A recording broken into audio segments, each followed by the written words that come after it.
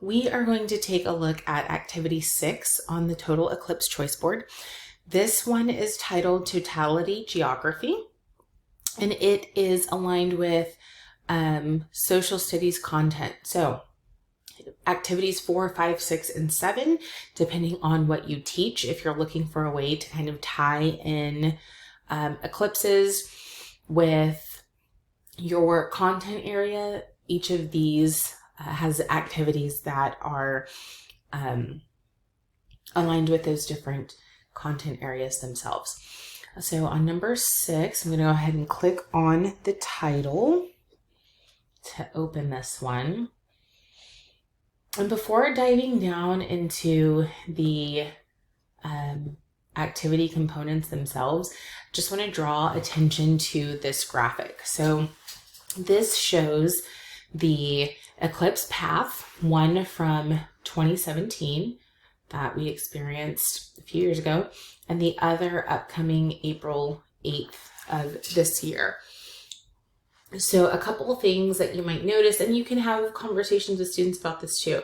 There is one location, so up here, and I believe this is in or around St. Louis, Missouri, where totality is actually experienced pretty closely together. They only have a like 6.5 year gap in between. So people who live in around that area or visiting, they're getting to see this event twice in a lifetime, which is pretty cool for them. We of course know that us being down here in the path for 2024 in Garland, this is our once in a lifetime event.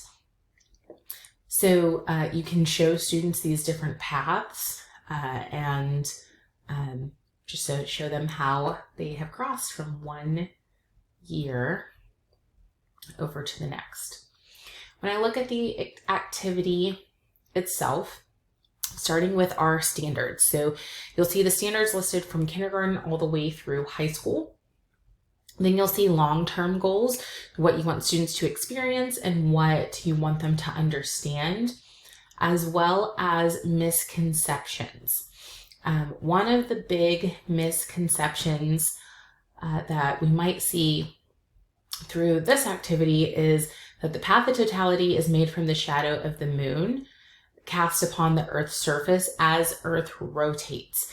And so students might be thinking that the sun is casting a shadow, or the moon is getting darker, or the sun is getting darker.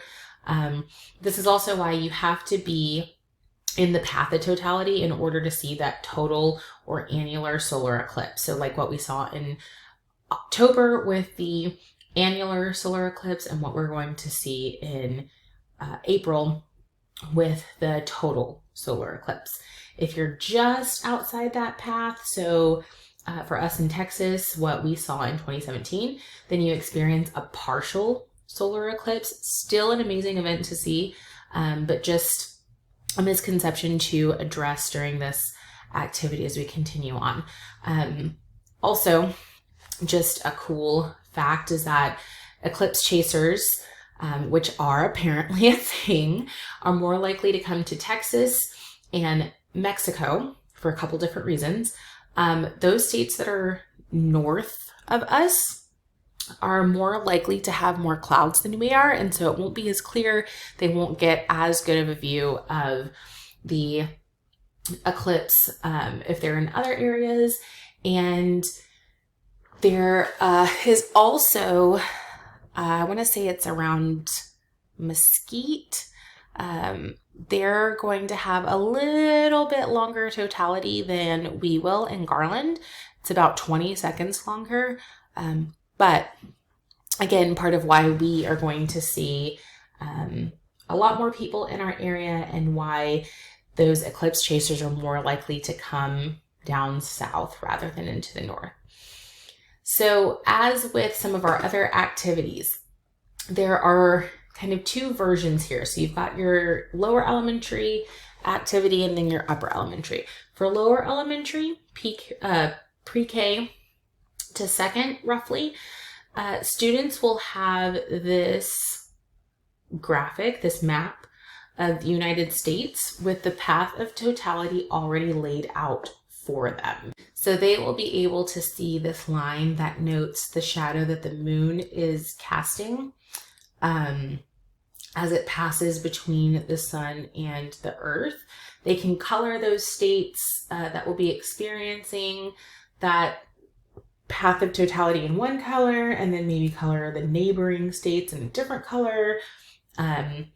Talk about what those states actually are, who's going to be in that path, and then having that conversation as well of the reason that we have the path the way that we do is because of Earth's rotation. And so as it's spinning on its axis, everyone's not able to see the same thing, but it's creating that visual based on the alignment of the sun, the moon, and the earth, all in the perfect place along that path of totality. Now for our older kids, so this is our 2nd to 5th graders, they are going to do something a little more rigorous. So they have a little paragraph and a half about the frequency of eclipses. This is a social studies content lesson. However, if you want them to also practice those reading skills of annotating, maybe you have them highlight, make notes, mark up that paragraph and a half of information with things that they think are the most pertinent. And then they're going to do some research. So they are going to actually look and see which major cities will be inside of that path of totality. And they're going to create their own path of totality on the map after researching that information. So they can also do the same thing where they're coloring certain states one color and other states another color. They can label their different states, but again, the main focus is for them to look at the cities that will be inside of that path of totality and creating their own path on the map itself. Then they have the 4 questions below that they can respond to on their page.